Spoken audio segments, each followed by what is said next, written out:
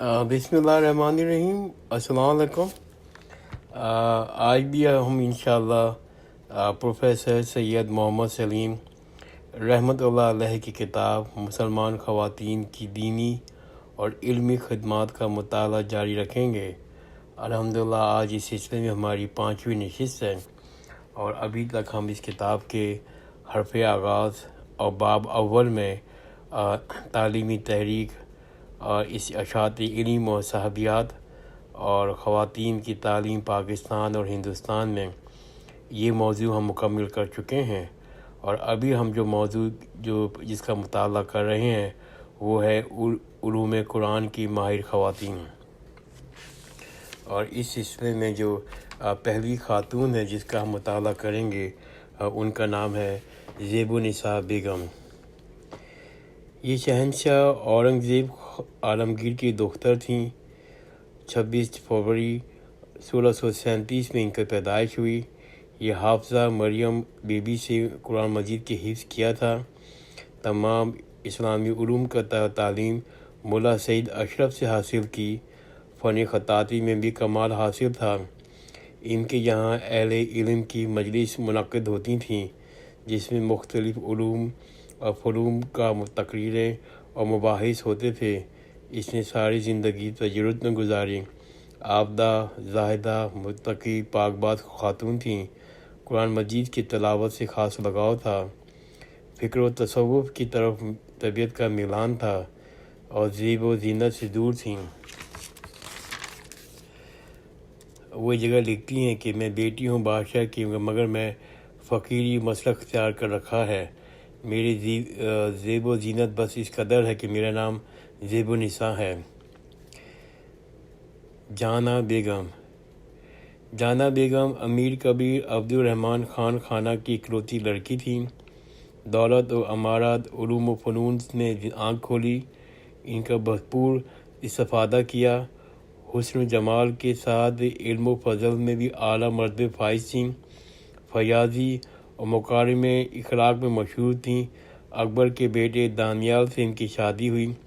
دانیال کے انتقال کے بعد اس نے تجرد کی زندگی اختیار کی۔ دینی علوم سے کافی دلچسپی تھی۔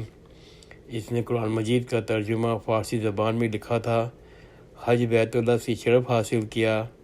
شعر و شاعری کا بھی ذوق تھا، اور 1070 عیسوی میں ان کا انتقال ہوا۔ شرف النساء بیگم۔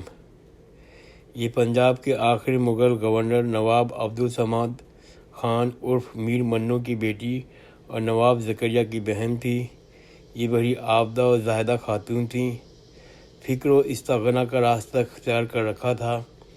تلاوت قرآن مجید سے بہت عشق تھا۔ اپنے محل میں ایک چبوتر پہ بیٹھ کر بڑے خشوع و خضوع کے ساتھ گھنٹوں تلاوت میں منہمک رہتی تھیں۔ اس نے تجرد کی زندگی گزاری۔ مرنے کے وقت اس نے وصیت کی کہ میری قبر پہ قرآن مجید اور یہ تلوار رکھ دی جائے۔ اس کا مقبرہ سرور والی مقبرے کے نام سے آج بھی لاہور میں موجود ہے۔ 1840 تک قرآن مجید اور تلوار ان کی قبر پہ رکھی ہوئی تھی، اور سکھ گردی میں کسی نے دونوں چیزیں چرا لیں۔ کیسری بیگم۔ حیدرآباد دکن کی فاضل خاتون، عربی زبان اور اسلامی علوم کی فاضلہ تھیں۔ قرآن مجید سے اسے خاص سپر شغف تھا۔ انہوں نے قرآن مجید کی آیت کا بلحاظ مضمون مرتب کیا اور کتاب کا نام تفہیم القرآن رکھا۔ سلطان غیاث الدین خلجی کی کنیزیں۔ سلطان غیاث الدین خلجی ہندوستان وسطی کا حکمران تھا۔ شادی بعد اس کا دارالحکومت تھا۔ یہ بادشاہ بہت متقی اور تہجد گزار تھا۔ اس کے دربار میں کوئی کام غیر شرعی نہیں ہوتا تھا۔ بقول مورخ فرشتہ اس کے محل سرا میں 1000 کنیزیں، حافظ اور قاریات موجود تھیں۔ وہ ہر دم قرآن مجید کی تلاوت میں مصروف رہتی تھیں۔ جتنی دیر میں بادشاہ اپنے لباس تبدیل کر کے آتا تھا، اتنی دیر میں یہ حافظات پورا قرآن مجید ختم کر ڈالتی تھیں۔ یہ خواتین رات کو بھی نماز کے لیے اٹھتی تھیں۔ ابھی ہم نے علوم قرآن کی ماہر خواتین کا موضوع ختم کیا۔ اب یہ دوسرا موضوع ہے وہ علوم حدیث کی ماہر خواتین۔ تدوین میں حدیث کی تحریک۔ دین اسلام کا ماخذ اصلی دو ہیں، قرآن مجید اور سنت رسول صلی اللہ علیہ وآلہ وسلم۔ پھر ان دونوں بنیادوں پر اسلامی قانون کی عظیم شان عمارت کھڑی ہے۔ قرآن مجید تو حضور اکرم صلی اللہ علیہ وآلہ وسلم کی حیات مبارکہ میں مدفون ہو گیا تھا اور حفاظ کے سینے میں محفوظ تھا۔ البتہ قرآن مجید کا عملی تشریح اور تعمیل تدوین ابھی باقی تھی۔ یہ کام خلیفہ عمر بن عبدالعزیز 99 سے 102 ہجری کے حکم سے شروع ہوا۔ احادیث کی تدوین تکمیل میں 6 صدیاں بیت گئیں۔ یہ محدثین اور علماء کرام نے جس محنت اور کریزی اور جس وسعت اور گہرائی سے اس فن حدیث شریف کو مرتب کیا، یہ مسلمانوں کا ایک عظیم شاہکار ہے۔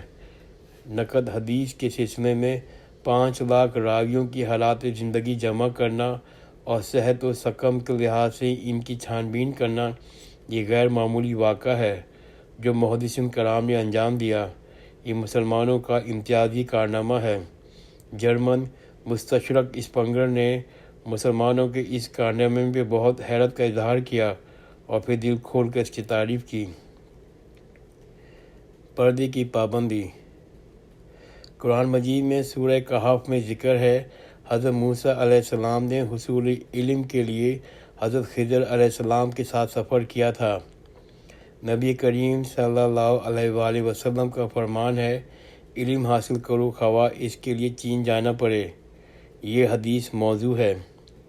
ان احکام نے مسلمانوں کی جو ذہنیت تشکیل دی، اس میں علم کے لیے سفر کرنا ضروری تھا۔ جو شخص بھی علم حاصل کرتا تھا وہ سفر پر نکل کھڑا ہوتا تھا۔ دور دراز شہروں کے علماء سے وہ استفادہ حاصل کرتا۔ جو لوگ سفر پر نہیں نکلتے تھے ان کی زیادہ قدر و منزلت نہیں ہوتی تھی۔ مرد کے لیے سفر آسانی سے کر لیتے تھے، مگر بعض ایسی باہمت خواتین ہوتی تھیں جو اس سفر اختیار کرتی تھیں۔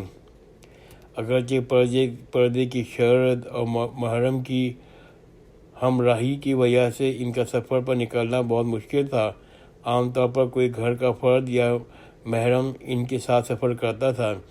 سفر میں طالبات کے مخصوص صنفی حالات کا بھی خاص طور پر لحاظ رکھا جاتا تھا۔ پردے کا پورا لحاظ رکھا جاتا تھا۔ ان کے آرام کا بھی خیال رکھا جاتا تھا۔ ان کی وضاحت جامع کروپین، فارس اور مراکز کے حالات سے ہوتی ہے۔ کتابوں میں لکھا ہے، یہ محترم خواتین طالبات اپنے اسباق ایسے مقام پر بیٹھ کر سنتی تھیں جو صرف ان کے لیے مخصوص ہوتے تھے۔ شہر کروپین میں ایسے مقامات عام ہوتے تھے جہاں خواتین بیٹھ کر شیوخ اور محدثین سے احادیث کی سماع کرتی تھیں، اور مردوں سے اختلاط بھی نہیں ہوتا تھا۔ اس لیے جو اسباق مرد سنتے تھے وہی اسباق خواتین سنتی تھیں۔ بعض علماء کے یہاں خواتین طالبات کے سامنے پردہ پڑا رہتا تھا۔ امام احمد بن حنبل خواتین کو جدا درس دیتے تھے۔ وہ علماء خواتین کی مجلس میں جا کر وعظ کرتے تھے۔ وہ خود اپنے چہرے پر نقاب ڈال لیتے تھے۔ البتہ اسلام نے باندی کے لیے پردے کی قید نرم ہے۔ باندی کو اپنے منہ پر نقاب ڈالنے کی ضرورت نہیں، اس لیے بعض باندیاں جو علم و فضل میں نامور ہوتی ہیں اور درس دیتی تھیں، وہ اس رخصت سے فائدہ اٹھاتی تھیں۔ وہ بے پردہ درس دیتی تھیں اور بحث و مباحث کرتی تھیں۔ فاطمہ بنت ابو عبداللہ جرجانی۔ تاریخ جرجان میں امام سہمی نے لکھا ہے، فاطمہ کی ان کے والد ابو احمد بن عدی کے مجلس درس میں پہنچاتے تھے۔ وہ وہاں حدیث کا سماع کرتی تھیں اور پھر ان کے واپس گھر لے آتے تھے۔ زینب بنت برہان الدین اردبیلہ۔ زینب بنت برہان الدین اردبیلیہ، ان کی ولادت مکہ مکرمہ میں ہوئی تھی۔ ابتدائی تعلیم بھی وہیں حاصل کی۔